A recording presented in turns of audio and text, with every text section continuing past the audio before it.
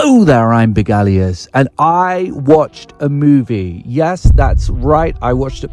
I was at the cinema, and I watched a film when I was at the cinema. And I was watching a movie. I'm trying to hit that mid-roll ad during my essay by hitting the highest word count that I possibly can. I want whoever's reading my essay, which this isn't, by the way, to get a Grammarly ad halfway in. But I did watch a movie, however. I wasn't lying to you. I watched a film! And it featured Ryan Gosling, Emily Blunt, Winston Duke, and Aaron Taylor-Johnson. It was a hell of a cast, actually. This was The Fall Guy, which I do believe is an adaptation of an 80s sitcom, an old comedy show. Which, I mean, there's a risk to this, right? There's a risk to creating an adaptation to one of these. A lot of them have sucked in the past. A lot of these have been quite bad. We got a lot of these in the late 2000s, early 2010s. There are a lot of these, but every now and then you get a diamond in the rough. You get something like 21 Jump Street or something like that, and this one was really great. It's just a great way to spend a couple of hours, and I had a really good time from start to finish. You're always going to have something fun to do in this film. There's always some kind of crazy, wacky, zany character doing something crazy, wacky, or zany.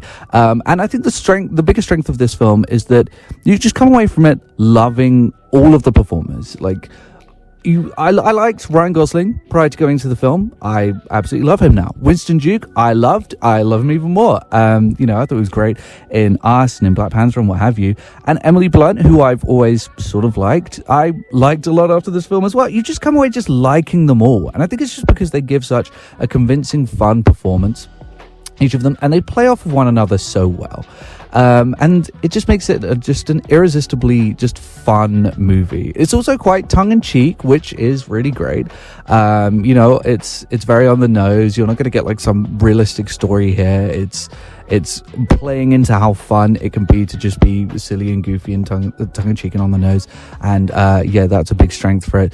But at the same time, it is actually, I think, quite a high-quality film. Like the cinematography is pretty great. You get some good color grading, the occasional lens flare here and there, some blown-out soundtrack moments, some big effects and stunts, which is interesting.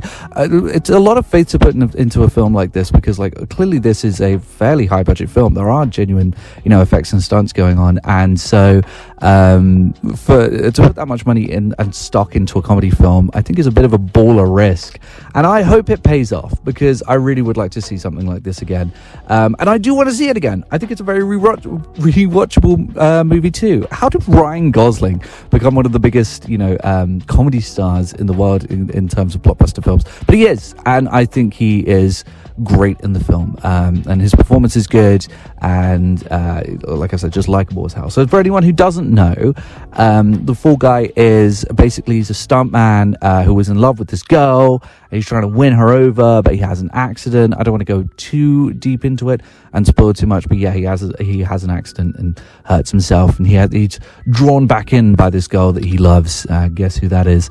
And it's sort of like just very funny character interactions between him and this girl, and the stuff that he gets wrapped into, where like things become larger, and obviously there's a bigger threat, and there's some fight scenes that do kind of make you go like, okay, he's a stuntman, not kung fu expert, but kind of, again, it's playing into how tongue-in-cheek and fun things can be, so you don't really mind like when they're picking up various items around an apartment and bashing people over the head with it. It's like, this is silly, I'm here for it. Yeah, I'd rather it was something like this and not something boring and just him sleuthing around the house. I want to see him punch other guys and stuff like that. So, him being a stuntman, I guess, is a bit of a crux for that, and that's absolutely fine by me.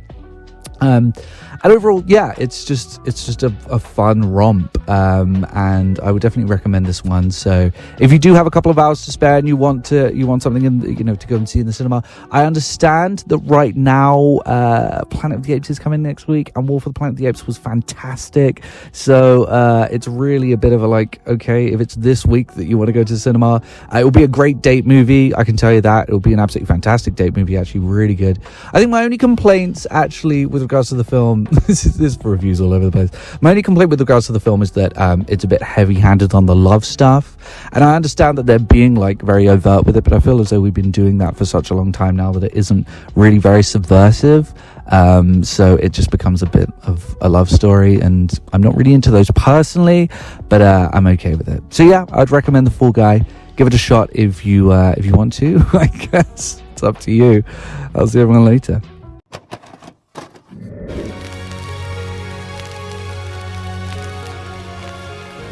The PlayStation's only $149, and you can also get leading titles.